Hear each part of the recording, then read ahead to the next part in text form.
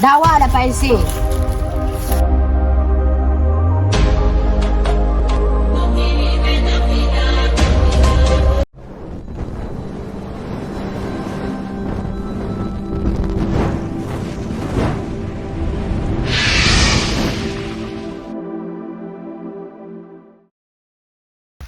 السلام علیکم. وعلیکم السلام.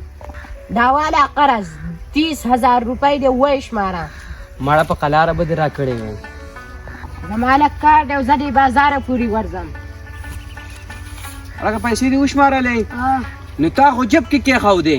مړه زما په کار دی. مړه عجیبه سړی. مړه 30,000 روپۍ دي، زه به یو هفته بعد درکړم. زه ته ورشه، زما په بازار کې لږ کار دی. هلکه سهیله ورږه. د ښځې اپریشن دې په خیر سره وشو؟ وای الله کامیاب کو د خیر سره وسو. هلکه ولې داسې وارخطا را روانې؟ مړه یارو ما خو په اسمان غوښتې، خدای په ځمکه راکړې.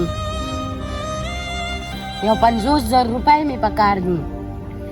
مړه د پیسو هېڅ ټینشن مه کوه، پیسې به درکړمه خو چې بیا راله په ټایم راورسې کله به یې راله راکړې؟ مړه یو میاشت پس به راته میله وشي. دا پیسې والا خو چې بیا د پسې پیزار ونه شي نو په ټایم کې راورسې پوره 50,000 روپۍ دي. دا خو مې د ښځې کالي له جمع کړې وې خو چې دا پیسې راله بیا راورسې. بېغمه اوسه مړه، زه پیسه کومه خو دقلته به دې بازار کې یو بایک دی، هغه پې اخلمه د منډې د مخې. هلکه دا سهیل خو یوه میاشت وشو او پیسې اړو په ډېره نه اړی چې کال ورته وکړم.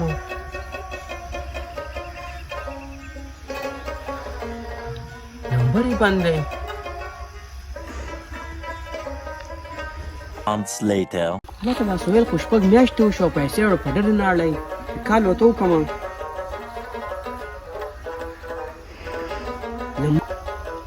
نمبر یې بیا بند دی. مړه خدای خو دې ماله په ګوتو راکړې ده سره به زه ستا محل وکړم. هلکه ذهن ته خو یو پلین رالی پاډو سره کوي. راځه هلته مرغۍ بچي راوړي دي. نه مړه یو تیمالم راوړه که نه. نو زه پیسه کوم تا له یې رالم که نه. مړه زه تو ورشه. زه ستا نه بغیر نشم تللی. راځه دواړه ځو که نه. مړه چې تو یې راځه نو. هلکه تازه چېرته روان کړي ما.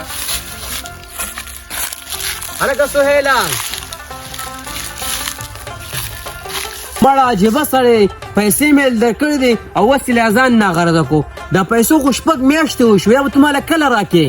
مړه زه چېرته تلم خو دا ستا خواله را روان یم. دا واله پیسې.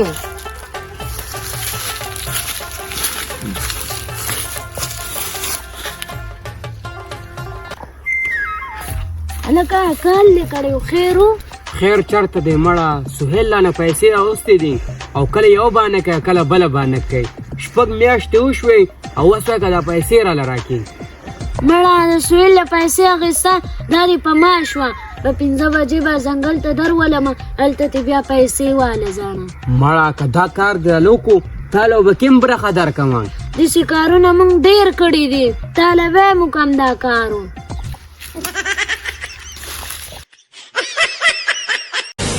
You saw